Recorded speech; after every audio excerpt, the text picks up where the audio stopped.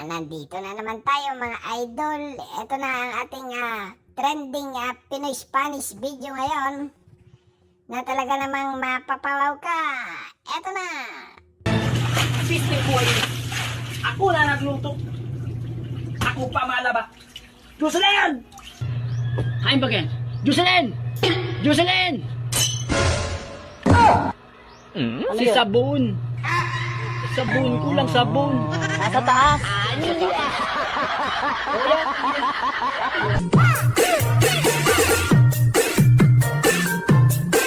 Sana maging babae ka na lang, super ganda mo. Te, ano bang tingin nyo sa akin? May bayag? Aware naman ako na masculine yung mukha ko. Pero te, may kilipipi ako.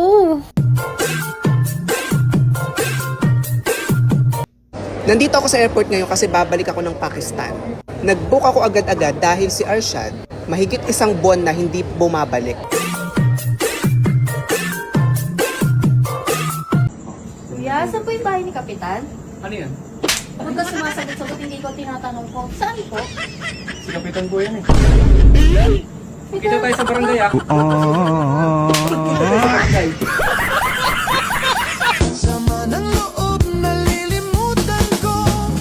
How about talking to me, understand is give me is a long phrase, everything. I control myself, everyone to 3, 4 times 3. Everyone is your focus anyway. Your sacrifice to the most, anything my invalid generator. Of course, not everything you're my faithful everyone. Your is a emergency to give me is alone. Mamang sorbetero, tayo sumayaw.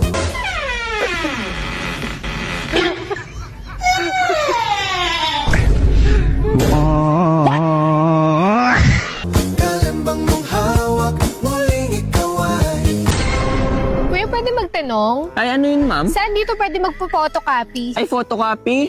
Diretsuin mo lang to ma'am, tas kumaliwa ka.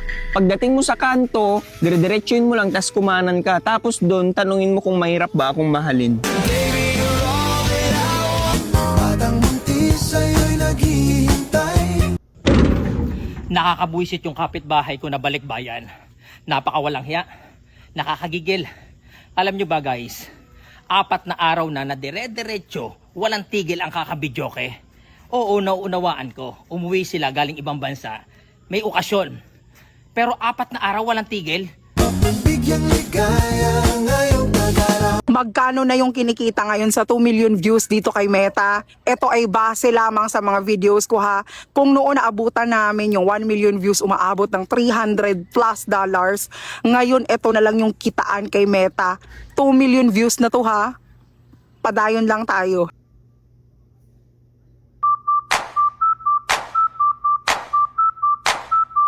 Kababayan, mayroon akong ikukwento sa iyo at baka sa dulo makaka-relate ka.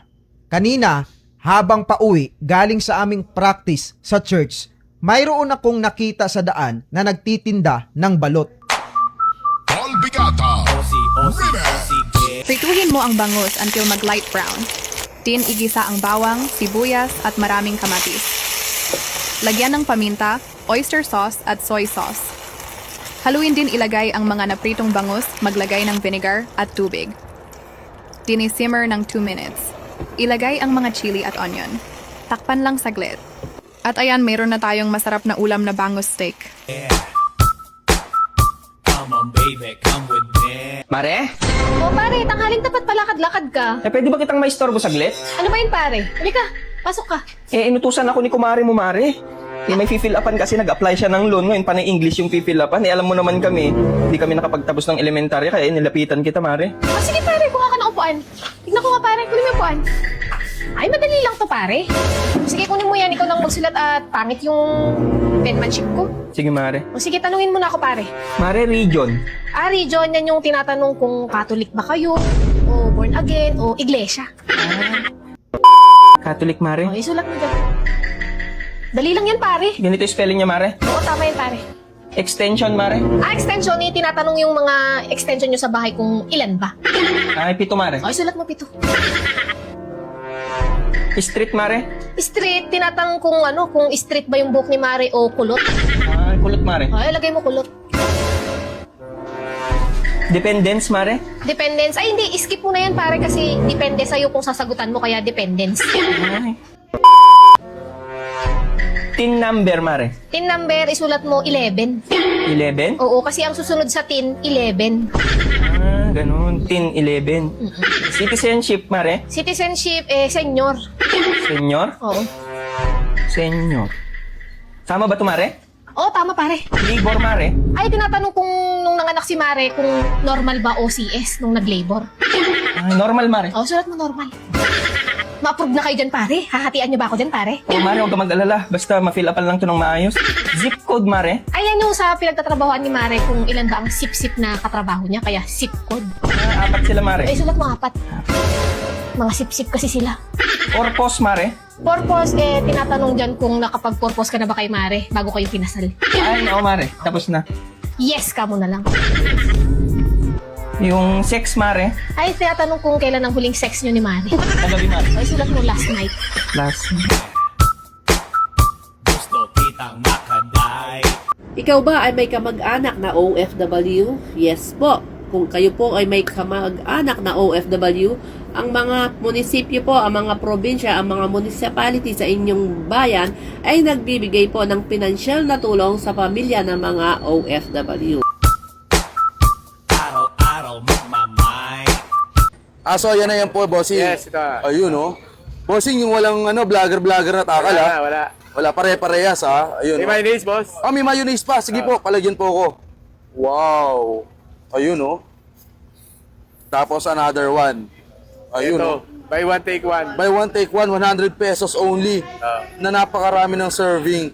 Bossing, napakamura. May kinikita ka pa ba dyan? Okay lang naman. Meron naman, bossing. Depende wala. Medyo... Hindi ako nakapagtapos ng kolehiyo. Huwag niyo akong mamasamain, ha. Masaya ako sa lahat ng achievements na nakikita ko sa mga kaibigan ko. May nakapagtapos ng pag-aaral, nakapag-abroad, pagpunta na ng ibang bansa, doon na sila nagtatrabaho. Ayun, minsan hindi ko lang maiwasan na tanungin yung sarili ko, what if mag-aral ako sa ibang bansa? Kaya naghanap ako ng mga bansa kung saan ako pwede mag-aral at syempre kung saan ako makakatipid. Tinignan ko yung USA, Australia, Canada kasi yun talaga yung nasa option ko mga kabatang. Pagkakamahal, Diyos ko po, yung pala'y mahal mag-aral sa ibang bansa. Parang kailangan ko pa ata magbenta ng isang kidney. Hi, good morning everyone. I just got a package, so I'm going to open it. I'm so excited. Cool. So yeah. Hi everyone. I got a package this morning. I believe it is from Glowing Skin from the lovely CEO Lizelle. So I'm going to open it up. I'm so excited. Okay. Let's figure this out. Ooh, package inside a package. What is in there? I guess I just strip this. Oh my god. Woo! Okay, look at this. I'm so excited. Oh my god.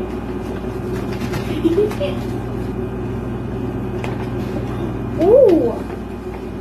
Hold on. Dude, she sent me a dress. Oh, oh my god! Oh my god, dude, look at this. How pretty is this dress? Oh my gosh, I cannot wait to try this on. Oh my god, oh my god, oh my god. Kung gusto mong magtagal pa sa mundo, wag na tayong mag-inarte pa. Kumuha lang ng dahon ng malunggay, dahon ng mangga, dahon ng bayabas at tanglad, pakuluan ito sa 2 baso na tubig sa loob ng 10 minuto at haluin ng mabuti dahil ito ang maglilinis ng mga naipong dumi at toxin sa iyong katawan. Bakit red flag ang mga nurse?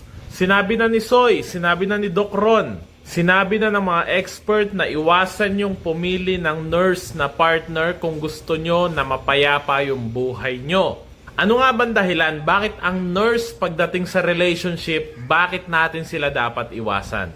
Number 1, sobrang prone nila sa kabitan. Sa mga 12-hour shifts, lalo na sa mga night shift, sobrang dalas ng landian at cheating sa nurse industry. Pwedeng sa pasyente, sa co-nurses nila, pwede rin sa mga doktor na pogi na kung saan patay na patay sila. According na sa study to ha, nurse ang number 1 profession na kung saan pinakamalakas ang kabitan.